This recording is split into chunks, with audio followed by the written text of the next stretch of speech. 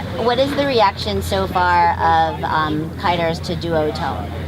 Depends really on which period. When the first rumors hit the market, the feedback was not really good, to be honest.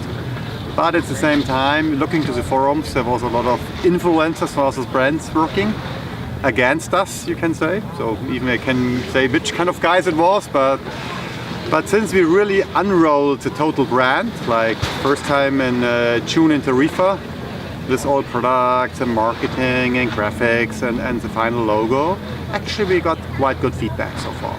Great. So there's a pretty high interest. Our, let's say, engagement rate or view rates of the websites are double as high as before, because it's maybe so big news this year. And the people are really interested in what's going on.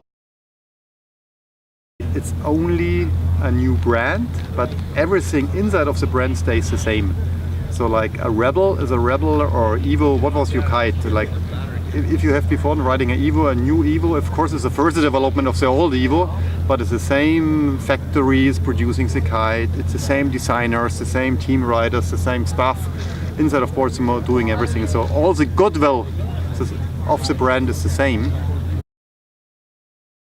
The name originally is based out of snowboarding. In the 90s there was a free ride snowboard brand called Duotone, created from an English guy. And it was not our first choice, to be honest.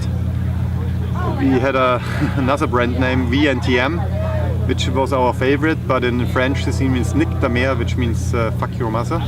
So this was kind of a, a ball breaker for us, so we couldn't use this brand name. And then we had this Duotone name as well internally as a concept of our color design, like having this kind of regime, this color Duotone colorway.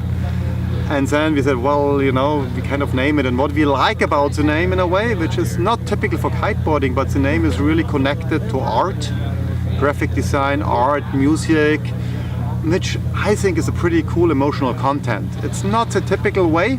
It's not like, this is the next more radical hardcore brand, but this our riders will do, so I don't need this one. So I can have something more arty, more intellectual brand name, of course, which we have to get living.